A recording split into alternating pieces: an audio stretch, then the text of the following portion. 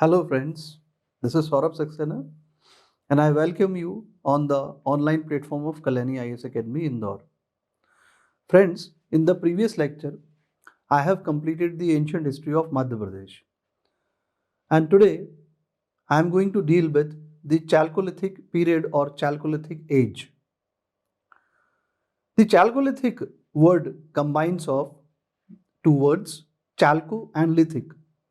The meaning of Chalco is copper, whereas the meaning of Lithic is stone. So the people of this period were familiar of copper and they started making various household material made of copper along with stone. That is why this age is known as Chalcolithic age or Chalcolithic period. As I have told you that the people of Chalcolithic age were familiar of copper and they started making various household material and tools from copper and stone. During this period, the stone tools started losing their importance and copper finding new grounds. The Chalcolithic age is a transition phase between Indus Valley civilization and Aryan invasion. It dates between 1800 BC to 1500 BC. Now, let us compare between Indus Valley civilization and Chalcolithic age. If we talk about Indus Valley civilization, then it was an urban cultured economy where the houses were made up of baked bricks. Whereas, if we talk about the Chalcolithic age, then it was a rural based economy where we found houses like huts या हम कह सकते हैं thatched houses and their occupation was agriculture, fishing, etc. Now let us discuss the area under the Chalcolithic age. So the southeastern Rajasthan, जो south eastern part है राजस्थान का, that was covered under the Chalcolithic age. Other than this, the part of Madhya Pradesh, हम वहाँ पर western Madhya Pradesh की बात कर रहे हैं, जिसमें कि मालवा, आपका झाबुआ, अलीराजपुर, ये वाला एरिया आता है. So this was also covered under the Chalcolithic age. Other than this, Maharashtra, यहाँ पर भी हमको Chalcolithic age के एविडेंसेस मिले हैं. अदर देन महाराष्ट्र, अगर हम बात करें साउथ इंडिया की, तो यहाँ पर भी हमें जो है Chalcolithic एज के ट्रेसेस एविडेंसेस मिलते हैं. Other than this, east India की अगर हम बात करें तो वहाँ पर भी हमें Chalcolithic एज के एविडेंसेस मिलते हैं. तो फ्रेंड्स, मैंने आपको ये एरिया बताया, ये एरिया जहाँ पर कि Chalcolithic एज के हमको एविडेंसेस मिले हैं. नाउ मूविंग अहेड, अब हमको ये देखना होगा कि इस कल्चर के लोग किस तरह का खान पान था, क्या खाते थे ये लोग, किस तरह से ये लोग जो है वेजिटेरियन थे या नॉन वेजिटेरियन थे, ये भी देख लेते हैं हम लोग.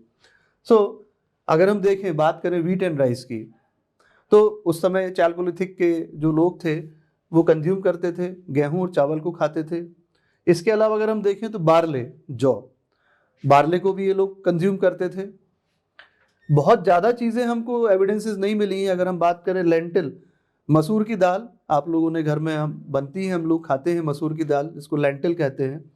अदर देन दिस, यदि हम बात करें मिलेट्स की, बाजरा कहते हैं इसको, तो बाजरा भी उस समय उसके भी एविडेंसेस मिले हैं Chalcolithic एज से. एंड अदर देन दिस, जो काला चना होता है ब्लैक ग्राम कहते हैं, और मटर, हरी मटर, ग्रीन पी. तो ये जो फूड या हम कहें क्रॉप्स जो हैं, ये मैंने आपको Chalcolithic एज में जो एविडेंसेस मिले हैं वो मैंने आपको यहाँ पर बताए हैं. नाउ टूल्स और वेपन्स क्या हमको देखने को मिले हैं इस टाइम पीरियड में. So we have the evidences of knives, चाकू. तो चाकू जो है, जैसे कि हमने देखा था कि कॉपर और स्टोन को मिला करके हथियार बनाए जाते थे. इसके अलावा नाइव्स के अलावा एक्सिस, कुल्हाड़ी. तो कुल्हाड़ी में भी दोनों का मिश्रण देखने को मिला है, mixture of copper as well as stones. Apart from this, hooks and chisels. आप छैनी समझते होंगे, जैसे लकड़ी को चीरने के लिए, तो इस तरह से पत्थर और कॉपर के मिला करके चिसल्स भी बनाए गए हैं, उसके एविडेंसेस भी मिले हैं. Other than this pins and rods भी हमको देखने को मिली हैं। तो ये टूल्स जो हैं ये चैल्कोलिथिक एज के हमको प्राप्त हुए हैं। नाउ मूविंग अहेड, हम लोग मकानों की बात करें तो किस तरह के हमें मकान, घर, व्यवस्थाएं मिली हैं वो भी देखते हैं हम लोग अब। तो यहाँ रेक्टेंगुलर आयताकार मकान मिले हैं, या आप कह सकते हैं जो भी झोपड़ियाँ थीं तो झोपड़ियों पर हमें जो उनकी छत थी तो वहाँ घास की छत बनाई जाती थी। तो रेक्टेंगुलर भी थे और सर्कुलर भी हमको ये देखने को मिले हैं। इसके अलावा थैच्ड हट्स थी, जैसा कि मैंने आपको बताया थैच्ड हट्स का मतलब होता है ऐसी झोपड़ियाँ जिनकी छतें जो हैं वो घास की बनी हुई हों। अब काऊ डंग मतलब होता है गोबर, तो जो दीवारें होती थी वो मिट्टी की बनाई जाती थी और उनको काऊ डंग यानी गोबर से लीप दिया जाता था, प्लास्टर किया जाता था। तो जो दीवारें थी दे वर प्लास्टर्ड विद दी काऊ डंग, इस तरह के एविडेंसेस मिले हैं। तो walls they were made up of mud, मिट्टी की जो है वो दीवारें बनी होती थी और उनको प्लास्टर किससे किया जाता था, काऊ डंग से, गोबर से प्लास्टर किया जाता था। अपार्ट फ्रॉम दिस हमें एक कमरा और मल्टी रूम के घर भी प्राप्त हुए हैं। तो ये मैंने आपको व्यवस्था बताई कि किस तरह से चैल्कोलिथिक एज में मकान हुआ करते थे, जो हमें एविडेंसेस मिले उसके आधार पर मैंने ये आपको जानकारी दी है। अब आइए हम लोग देखते हैं पॉटरी, पॉटरी के बारे में देखते हैं। तो दोस्तों आप लोगों ने पॉटरी, जिसको हम लोग हिंदी में मृदभांड भी कहते हैं, तो यहाँ हमें ब्लैक एंड रेड कलर की पॉटरी प्राप्त हुई है यहाँ। इसके अलावा रेड एंड ऑरेंज कलर की पॉटरी भी प्राप्त हुई है। इसे हम लोग मृदभांड कहते हैं हिंदी में। तो लाल और धूसर मृदभांड आप कह सकते हैं, हिंदी में हम लोग बोलते हैं।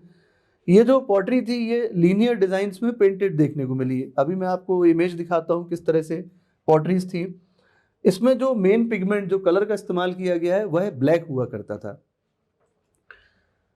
क्या पिक्चर्स, क्या डिजाइन्स देखने को मिली हैं, तो उसमें हमें फूल और जो जानवर उस समय डोमेस्टिकेट किए जाते थे, बर्ड्स, एनिमल्स, फ्लावर्स, इनकी पिक्चर्स हमें इन पॉटरीज पर देखने को मिली हैं। तो ये तो था सब पॉटरी के बारे में। नाउ मूविंग अहेड, तो मैंने आपको जैसा कहा था कि यहाँ पर जो पॉटरीज थी उसे रेड वेयर पॉटरी या ब्लैक वेयर पॉटरी कहा गया है। तो ये जैसा कि मैंने आपको बताया था लीनियर डिजाइन्स देखने को मिलती हैं उसमें। और इन पॉटरी का जो यूज़ किया जाता था ग्रेन्स को स्टोर करने में और वाटर को स्टोर करने में इनका इस्तेमाल किया जाता था। Now let us see the system of their burials. तो क्या एविडेंसेस मिले हैं जिससे कि हमें उनके बरियल सिस्टम के बारे में जानकारी मिलती है। तो हमें एविडेंसेस मिले हैं कि उनके जो घर के जो फ्लोर्स होते थे उसके नीचे बरियल किया गया है, उसके नीचे जो है शवों को दफनाया गया है। अपार्ट फ्रॉम दिस जो डायरेक्शन देखने को मिली है दफनाने की, जो घर में जो फ्लोर्स में जो बॉडीज को दफनाया गया है वो नॉर्थ से साउथ डायरेक्शन में उनको बरियल किया गया, दफनाया गया है। अदर देन दिस उनके साथ उनके जो पॉट्स होते थे और जो कॉपर के जो टूल्स बनाए जाते थे उनको भी साथ में दफनाया जाता था। अगर हम चिल्ड्रन की बात करें, बच्चों की, तो उनके यदि नेकलेस हैं या उनकी पॉटरी है कॉपर की, तो उसको भी यहाँ पर बरियल किया गया है साथ में। अपार्ट फ्रॉम दिस अभी हम लोग कायथा के बारे में पढ़ेंगे जो कि मध्य प्रदेश में है। तो वहाँ से हमें 29 बैंगल्स और 2 यूनिक एक्सेस भी मिली हैं बरियल में। तो ये याद रखिएगा आप लोग, किस तरह के हमें एविडेंसेस बरियल्स के मिले हैं वहाँ पर चैल्कोलिथिक एज में। आइए हम लोग डिस्कस करते हैं मध्य प्रदेश में चैल्कोलिथिक कल्चर। तो यहाँ हम लोग 2 कल्चर की बात करेंगे, कायथा कल्चर की और मालवा कल्चर की। यदि आपसे पूछा जाए कि इन कल्चर्स को मध्य प्रदेश में किसके द्वारा डिस्कवर किया गया था, देन 1964 में ही वॉज विष्णु श्रीधर वाकड़कर, इनके द्वारा जो है ये कल्चर्स को मध्य प्रदेश में डिस्कवर किया गया था। कायथा कल्चर की यदि हम बात करें तो इसका एरिया अगर आपसे पूछा जाए, so it is located on the right bank of river Kali Sindh near Ujjain. Ujjain के पास एक छोटी सी तहसील है तराना। तो काली सिंध नदी के किनारे ये कायथा कल्चर हमको देखने को मिला। यहाँ से हमें चैल्कोलिथिक एज के एविडेंसेस मिलते हैं। क्या एविडेंसेस मिलते हैं? Brown coloured pottery on which black and pink colour was used. तो इस तरह की हमें पॉटरी मिलती है जो कि इस एज को डिपिक्ट करती है। और क्या? तो पॉटरी है, कॉपर बैंगल्स, कुल्हाड़ियाँ, tools and weapons of stones, ये सब हमको यहाँ से कायथा से इस तरह के एविडेंसेस मिले हैं जो कि चैल्कोलिथिक एज को डिपिक्ट करते हैं। अब हम बात कर रहे हैं एरन की, जो कि सागर के पास है। यहाँ से भी हमको चैल्कोलिथिक एज के एविडेंसेस मिलते हैं। आपसे अगर पूछा जाए कि ये कौन सी डिस्ट्रिक्ट में है Eran, so this is in Sagar district. Other than this, इसका जो प्राचीन नाम है, एंशिएंट नेम है एरन का, वो है एरिकिन। और यहाँ से हमें सती प्रथा के सबसे पहले प्रमाण मिलते हैं। द फर्स्ट एविडेंस ऑफ सती प्रथा ये एरन इंस्क्रिप्शन से ही मिलता है। ये मैंने एरन इंस्क्रिप्शन का ही आपको बैकग्राउंड में इमेज दिखाया हुआ है। और अगर हम एविडेंसेस की बात करें तो यहाँ से हमको copper x, circular pieces of gold भी मिले हैं। तो ये तो था एरन, जो कि सागर जिले में है। ये क्वेश्चन दोस्तों बहुत इंपॉर्टेंट है, सती प्रथा वाला, इसको जरूर याद रखिएगा आप लोग। आइए हम लोग अब मालवा कल्चर के बारे में डिस्कस करते हैं। तो यहाँ जो प्रोमिनेंट साइट्स थी वो थी नवदा टोली, औरा मंदसौर में, नागदा और रंगवाला, ये भी उज्जैन में है। Now let us discuss them one by one. तो नवदा टोली की अगर हम बात करें तो इसकी जो लोकेशन है इंदौर के पास में महेश्वर है, और नर्मदा नदी के किनारे ये महेश्वर है। यहाँ से हमें क्या एविडेंसेस मिलते हैं?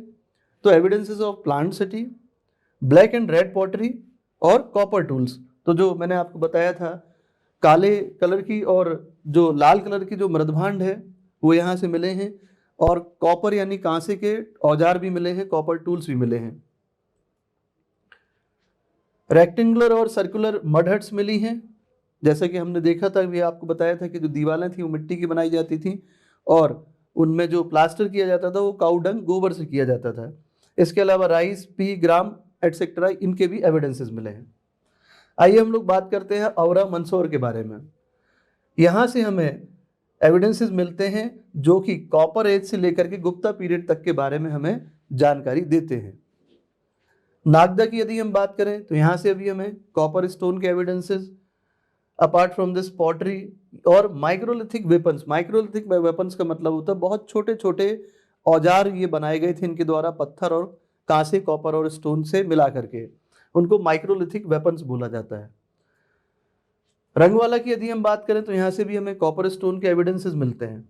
नाउ इन के द्वारा किस तरह का रोजगार किया जाता था, क्या काम धंधे किए जाते थे, क्या ऑक्यूपेशंस थे इनके, वो भी हम लोग देखते हैं। तो अगर हम बात करें इनका प्राइमरी ऑक्यूपेशन क्या था, then it was agriculture, fishing and hunting. Apart from this यहाँ हमें कॉपर स्मिथ्स भी देखने को मिलते हैं जो कांसे को गला करके और उनसे तरह तरह के औजार, टूल या हाउस होल्ड मटेरियल्स बनाया करते थे। आइवरी कार्वर्स भी देखने को मिले हैं। देन लाइम मेकर्स और टेराकोटा आर्टिशंस भी देखने को मिलते हैं यहाँ पर। इसके अलावा जो बहुत इंपॉर्टेंट बात है जो आपको याद रखना है, स्पिनिंग, वीविंग का काम भी होता था इस समय। तो यहाँ हमें कॉटन के थ्रेड और सिल्क के एविडेंसेस भी मिले हैं। इसके अलावा स्मेल्टिंग भी यहाँ पर की जाती थी। तो यहाँ हमें जो मेटल डिस्कवर हुआ दैट वाज कॉपर। तो ये तो था उनके ऑक्यूपेशन के बारे में, क्या क्या ये लोग काम किया करते थे। आइए हम लोग लिमिटेशंस देखते हैं इनकी, कि इस एज के क्या लिमिटेशंस हमको देखने को मिली हैं।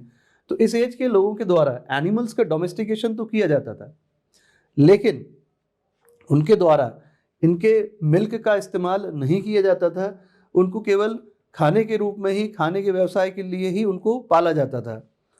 तो यहाँ हमने देखा कि उनकी सोच ये थी कि जो जानवर होते हैं तो दूध उनका जो होता है उनके बच्चों के लिए ही होता है। अपार्ट फ्रॉम दिस अगर हम बात करें तो इस समय हमें कल्टीवेशन के बहुत कम प्रमाण मिलते हैं, very less evidences of cultivation. कारण क्या था कि इस समय आयरन टूल्स की या आयरन की डिस्कवरी नहीं हो पाई थी, तो इस कारण जो है कल्टीवेशन ज़्यादा हमें देखने को नहीं मिलता है।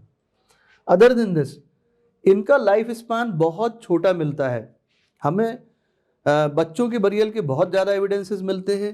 तो इससे ये भी पता पड़ता है कि न्यूट्रिशन की कमी थी, there was lack of nutrition, और उस समय कोई एपिडेमिक महामारी भी रही होगी जिस कारण इतनी भारी मात्रा में बच्चों की मृत्यु हुई।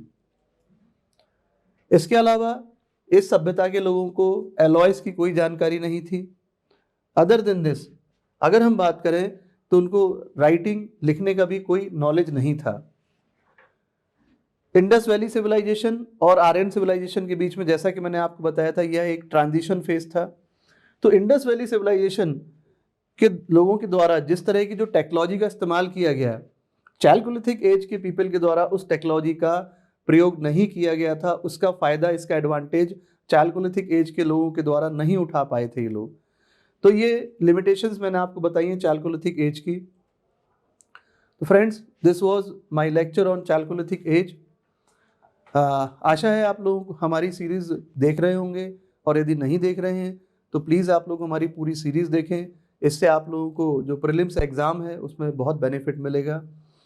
बहुत बहुत धन्यवाद आपका। Thank you. नमस्कार।